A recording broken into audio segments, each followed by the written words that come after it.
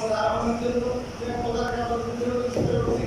এই সম্পদ আহরণ করার জন্য নামাজ ত্যাগ করেছেন, মক্তব্য নামাজ পড়েছেন, রোজা রাখেন নাই, গীবত করেছেন, শিরাত করেছেন, আলোকাকে মিথ্যা বলেছেন, কিন্তু সেই সম্পদের জবাব কে আসবে?